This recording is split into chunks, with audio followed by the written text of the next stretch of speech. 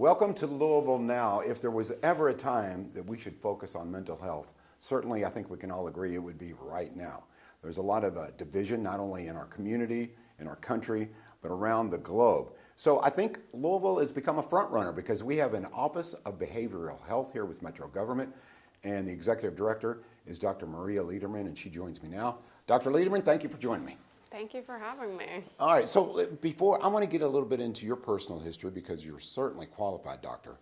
But before we get into that, the mission of this new office, what is the goal here? Because really, when I say we're a front runner, this is rather new to most cities, correct? Yes, absolutely. I think the issue historically has always been that behavioral health is always viewed as an add-on. So instead of strategically planning how a city wants to incorporate behavioral health or responses to a big system that integrates that, we just add it at the back end, or we think it's something, we'll figure out later. And so something that's really great about what Mayor Greenberg is doing is now he has a position that is dedicated to strategically planning how do we integrate behavioral health into all of our citywide initiatives and efforts to be more proactive and preventative and effective in the work that we do as a city. So you're a psychologist, okay, and you specialize in forensics. Yeah. So when I think forensic, of course, I'm thinking about all the television shows, you know, these cop shows, but this is different. So tell me exactly, what does it mean, forensic, in your case? So a lot of times, like you said, folks think that it has to do with like CSI or yes. profiling. So the term forensics actually is kind of an umbrella concept where psychology intersects with the legal system. And so that can show up in a number of different ways. So things when we talk about even like custody evaluations or parental fitness or fitness for duty for law enforcement. So those are all examples of forensic type work in the field of psychology. And so for me, my background is in treatment and assessment of individuals that are justice involved. So I have worked in the federal system, the prison system, as well as the state system, and my previous job was at our local jail.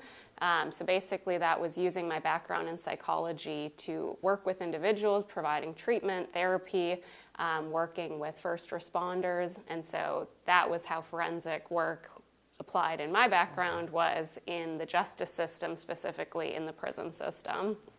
I think this is pretty innovative in that prior to your office coming here to the city, and I think it's a fantastic idea, there was almost a cookie cutter mentality. Okay, here's an offender, they're going to serve their time, etc., and no way to really actually reform them mentally. Right. So talk a little bit about the importance and maybe some positive outcomes that you've seen.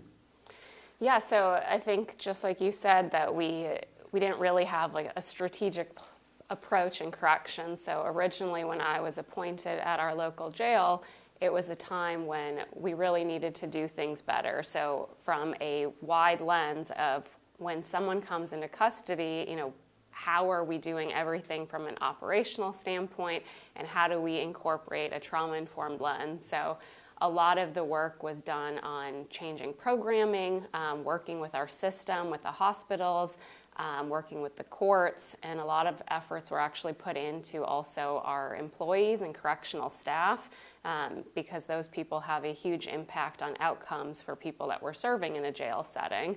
And so putting a psychologist in an administrative role similarly gives you a unique perspective on how psychology can be a part of a bigger system and generally improve outcomes in a jail. I was reading about the work that you're doing now here for Metro Government and permanent supportive housing. Yeah. Okay? To me, that sounds very broad. Help me understand that a little bit. Yeah. So permanent supportive housing is, again, a really unique place of where it makes total sense, where you want to have someone with a psychology background partnering with individuals that have a housing background. So permanent supportive housing is kind of a straightforward concept, honestly. It is when you have people that have the most chronic and serious needs, whether that's mental illness or substance use or a combination of both, and they have issues maintaining housing. And so you are able to help support them with physical housing needs, but then you also must ensure that they have those support services. So that could be treatment, that could be job readiness, that could be, getting to appointments. So any type of support that a specific person would need, you aren't just giving them a place to live, but you're helping them be successful and healthy in a place where they are safe. Okay. Dr. Leyderman, I'm curious, you mentioned you've worked in psychiatric hospitals, you've worked in state prisons. Okay, question for you. How do you personally decompress? I mean, you've probably seen the worst of the worst. And don't get me wrong, I hope that your work is rewarding for you because obviously you're getting positive outcomes. But with that being said, what do you do? I mean, you hear all these stories and you've got to deal with each one of them. How do you decompress? Yeah, that's a great question. I think my biggest form of decompression, I love to travel. So any opportunity that I can get, whether it's going abroad or small weekend trips, just getting an opportunity to get out and get away. Also my dog, shout out to Frida. So she keeps me busy, so anything with her, being able to go on hikes, go on walks. So I think it's really important to, both physically and mentally have an opportunity to separate from being in a high stress environment. Well, I mentioned that you've dealt with the worst of the worst, but on a lighter note, but not any less important, maybe some folks who are watching Louisville Now, and here's the holiday season and the hustle and the bustle, and maybe they're having trouble at their job or their kids, whatever the case may be. That's almost the norm now. Mm-hmm. So if you would, maybe some hints for folks that could say, okay, I'm going to relieve a little bit of the stress. You mentioned a pet. Mm-hmm. I know those help. Yeah. Do you have any other little helpful hints to de-stress? Yeah, I think just anything that a person feels like allows them to separate from just kind of the hustle and grind of the day-to-day. So I think social connection is really important. If you can call a friend or meet up with a friend, any type of physical movement. So if you're able to go take a walk or get outside, and I think food. So, I think sometimes it's fun to just find a new recipe or do something different. So basically just an opportunity to remember that it's okay. We don't always have to be on the grind and working hard and staying busy, that it is okay. And we should be finding things that just allow us to relax and have fun. Well, before I let you go, your work is so important, and I don't think it's any exaggeration to say now more than ever, behavioral health, mental health, de-stressing, and like I said, you've seen some of the worst cases that could possibly exist. So I wanted to thank you. Thank you for the work you do. I'm glad you're here, and I think it's correct in saying Louisville is kind of a pioneer and a leader, and I'm glad that our mayor, Craig Greenberg, said, hey, we need to open an office and specialize in this, correct? Yes, absolutely. Well, thank you. Thank you. All right, Dr. Mariya Leyderman now, and she is with the Office of Behavioral Health. She's the executive director. Okay, coming up here, you may have heard Louisville's an up-and-comer when it comes to the film industry, and we're going to talk about a pretty big achievement coming up next on Louisville Now.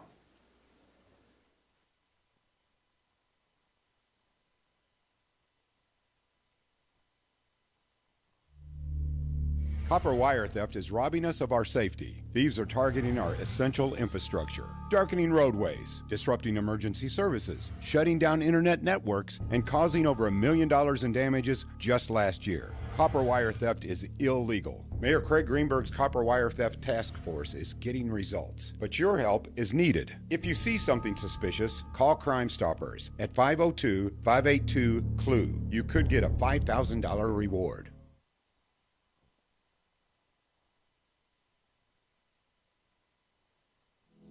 Want to know what's happening in your city? Metro TV shows your government in action. Metro TV is the only place you will see every minute of Metro Council meetings live. Be informed, be prepared, be a part of our community. Stay connected with Louisville Metro TV on Roku, Apple TV, Amazon Fire TV, YouTube, and Spectrum Cable Channel 184. Metro TV. Engage, empower, entertain.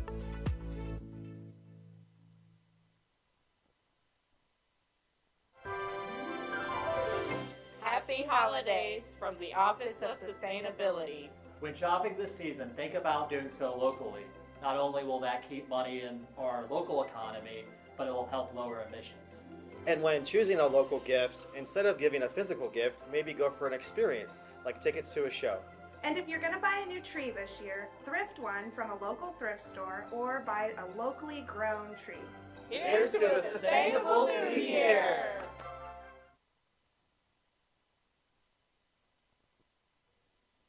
Welcome back to Louisville Now. As you may have heard, as the nation has heard, Louisville's an up-and-comer in the film industry. There's lots going on, of course, with Louisville Gardens, and I'm happy to be joined by a man who is highly respected in the industry. His name is Elias Fagali, and Elias is a director and producer. Elias, welcome to the show. Thank you so much for having me. I appreciate you. Well, I was reading your resume. We could do an entire show together. You've had a lot of success. Congratulations. Yes, sir. Thank you so much. I wanted to ask you about this 48-hour film festival. 128 films enter. You made it to the top 8, which is incredible because these films are already pretty highly acclaimed. They're known. These are artists like yourself. So tell me a little bit about your film. Yes, sir. So Stage 4 was produced by Louisville people. I had a cinematographer. His name is Sandro. My assistant director is Portia. Zaxton, a young kid. He's 19 years old, and he edited the film. And I also had Jennifer, my assistant director. So this was a team effort to make this short film. These are people that have a lot of heart and a lot of passion for what they do. So the 48-hour film project, we were part of it back in June, and that's when our film won Best Film 3rd place. We actually won 3 awards, and we were nominated for 5 of them. So it's just fantastic to be able to celebrate this. But what happened was, for the global competition, which happened about last month, those were the best films from every city in the world. So we were the only film that was picked here in Kentucky. We made a movie, and it made it on the global stage. And also the film made it in the top 8, so it's a really big deal. It is a big deal. Congratulations. For Kentucky, yes, sir. And this is just one of the things that you've accomplished. I'm curious. I mentioned that Kentucky was an up-and-comer, and of course, Louisville, we've got a lot of excitement happening now in the film industry. Yes, With sir. your resume, you could go anywhere in the country that you wanted to and work. Why did you decide to focus and live right here in Louisville? Gosh, I think I'm obsessed with the city, and for years, people will still come and ask me like, so are you gonna go to LA? Like when are you gonna go to LA? And I'm like, you know what? Louisville area is the place. We have the highest tax incentive in the nation, if not the world. And what we're doing is we're letting people know that you do have another option in this, in the charming South Side where you can make beautiful films and then get a higher tax incentive on the films that you're doing. So for me, being Lebanese, being from an Arabic descent, I do want to tell people, and I want to be the bridge between the Arabic world and a place like Louisville, Kentucky. So having LA, Louisville area, and Lebanon, almost like a little connection, and be able to keep telling films about Lebanese and Arabic artists. More than anything, we need love and we need community and art, and being able to do this in Louisville, Kentucky is really a blessing. I love that, Elias, because I'm very proud of our diversity here. And what you're doing for us is because there are a lot of people who aren't aware of how diverse we are and how welcoming we are. And you mentioned charm, which you, by the way, have plenty of it. But what you're doing is telling the city story to the world. So thank you, because I think you help our perspective, the way people think of Louisville. You're certainly helping that. What are you currently working on? What are you working on now, Elias? So right now, a lot of changes happening in my life, and I'm very thankful for the universe, God, this power, but really being able to embrace the authenticity and who I really want to be as a little child. So what I did was about 6 months ago, I quit my corporate job, and I decided to use all of my savings and start my own business. So for the last 6 months, I've had a little atelier at the Melwood Art Center. So I design fine jewelry using lab-grown diamonds, earth-grown diamonds, just whatever the client wants. But I'm mainly a fine jewelry designer. So I'm the person who educates you about what you love. I'll sketch a piece for you, and I'll create a CAD within 24 to 48 hours. But all of this fun is happening right at Melwood Art Center, right in the courtyard. Wow, so jewelry, film, obviously the artistic side of your brain is well developed. And I mentioned you were charming. I love a man who brings gifts. Yes. Thank you. So this, again, where can they find your jewelry, Elias? So if you go to Melwood Art Center, I'm located right in the courtyard, right to Danny Mac, and you also have Lux Dior and Butchertown Brewing. But you can find me there. At the atelier, I do have fashion jewelry, so stuff that's plated, stainless steel, so about $20 to $70 at the latest. But if you want to create something like an engagement ring or a spiritual piece of jewelry or something with gold, platinum, lab-grown diamonds, just whatever bling-bling that you love from the heart, then I'll be able to also assist you with that. Now, the big thing, too, if you're celebrating a birthday, anniversary, please come and see me. I do have the first perfume bar at Melwood Art Center as well, so we can create a special perfume or fragrance for you, for your partner, for your, for whoever. All right, it's not too late. Now, Christmas is coming upon us, but it's not too late to do some holiday shopping, right? No, Tuesday through Saturday from 12 to 6, you'll find me there, and I'm there on Sunday with appointments only. And circling back to the film, if you don't mind, what are you most proud of? Maybe a film that you produced, or maybe it's an upcoming dream that you have. Elias, I'm just curious where your mind is right now. Going back to young kiddo, I was big on the French New Wave or the Nouvelle Vague films, and being able to create a film that's all about the female protagonist. Now, with the 48-hour film project, you will get 3 rules or 3 props that you have to use. So you get a character, a specific character, a prop, and then a line that you have to use. So our genre for this one was a film de femme, which means you have to make a film that is around a female protagonist. So when I got that genre, I was like, yes, please. Like, women have been my muses and my inspiration my whole life, and being able to make a film around that was an honor. Now, the film Stage 4 does talk about a young newlywed that discovers that she has stage 4 cancer, and then she kind of has to learn to reach out to her community and use art to heal. So it's split into 4 stages or 4 scenes, and it kind of shows her going through, her grieving and then coming out, bright and beautiful because she did reach out for help and use art to kind of heal. And her name is Amanda.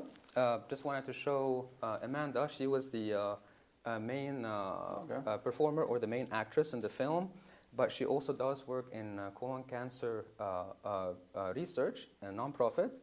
And we did want to mention that if you do have any type of cancer, there are resources in Louisville that you can reach out to, like Gilda's Place. I wrote it on a piece of paper. I did not want to mess it up. Yes, I'm familiar with, yes. Young Lung Cancer Initiative and the Colon Cancer Prevention Project. And all of those are places in Louisville that could help as well. Elias Fagali, I have a feeling we're going to be hearing a lot about you in the future. You're a talented guy. Thank you so much for spending time with us. We're going to get you back, right? We'll get you back. Yes, sir, 100%. What an honor. Thank you. I appreciate it. Thank you so much, Elias Fagali. Okay, coming up here, speaking of film, okay, how about live theater? You may have heard of the Bard Theater, and not only is it back, they have a Christmas production. It's not too late. So we'll be right back. Thank you for joining us on Louisville Now.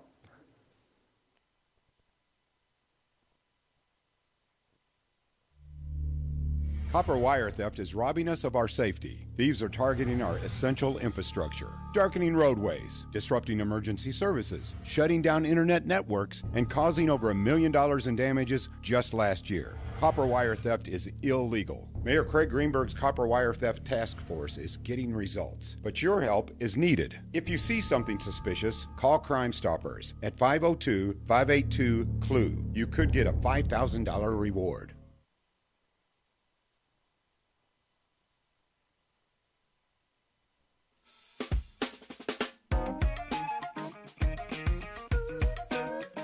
Hi, I'm Roseanne Maston with Louisville Tourism. Here are a few things happening around Louisville this week. Fête de Noël is back for the holidays, featuring a winter wonderland with Louisville's only outdoor ice skating rink, photos with Santa, the Brent Street Holiday Market, the trackless train rides, and more. Skate, shop, eat, and drink in the heart of Paristown this holiday season through December 24th. Come aboard the Belle of Louisville for a steamboat supper, which includes a hearty and delicious meal while you enjoy the sights and sounds of the river. Grab a cocktail and sit back and relax and enjoy your meal during the 2-hour excursion. The December dates are the 12th and the 19th. Ring in the season with John McLaughlin and friends. Home for the Holidays, an evening of music, stories, and holiday cheer during the December 12th performance at the Kentucky Center. Enjoy the all-new Cirque Musica Holiday Wonderland on December 12th, a thrilling blend of world-class circus artistry and your favorite holiday music. This spectacular production at the Louisville Palace will transport you to a winter wonderland of awe and enchantment. Experience the holidays in a whole new way as we travel to yesteryear with Locust Grove's exhibit featuring a 60s Christmas. Honoring Locust Grove's 60th anniversary as a museum, see the halls of Locust Grove decked with authentic decorations from American mid-century holiday traditions on December 18th. Find out more about these details and other events at gotolouisville.com. Just click on the calendar of events.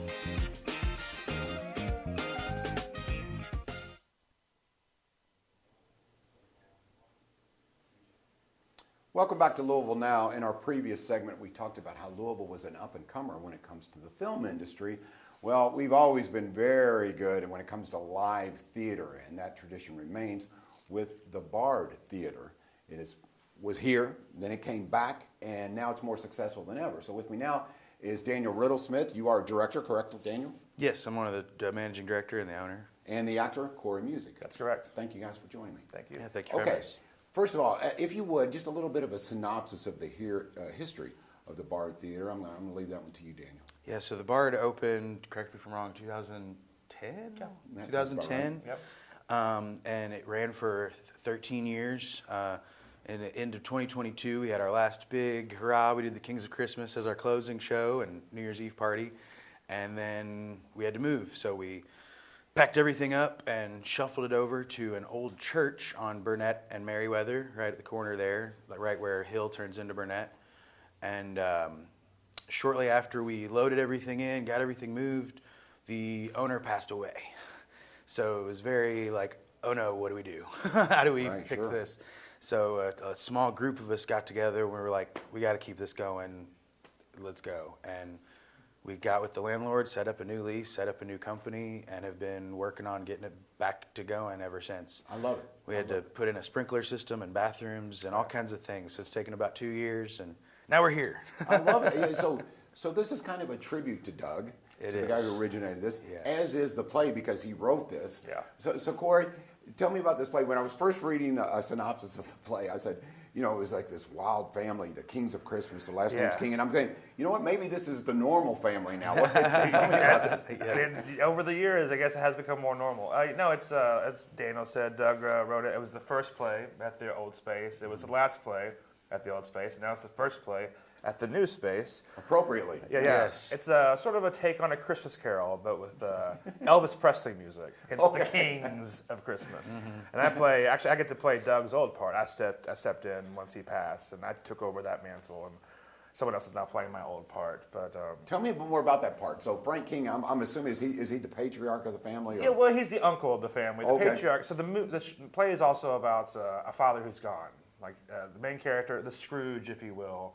His dad passes before the play starts. The uncle is there to try to get his Christmas spirit back because the son, once his father passed, he's kind of forgone Christmas. He doesn't want to see his family anymore. So the play is kind of about, this is like A Christmas Carol, getting his Christmas spirit back, but through magic and Elvis and all kinds of silly stuff like that. So it sounds very funny, but Daniel, tell me, okay, so we got the comedy side of it, but will I get the warm, fuzzy Christmas feel as well? Absolutely. Oh, yeah. This guy at the end gives us a very heartwarming speech, and then the other, his old character has another one that ties everything together super nice and gives you those warm and fuzzies. I usually tear up a little bit at the end. It's nice. And it's not too late to see it. I know you opened it is not too a late. couple weeks ago, but we got tonight and tomorrow night. We have tonight and tomorrow night at 7:30.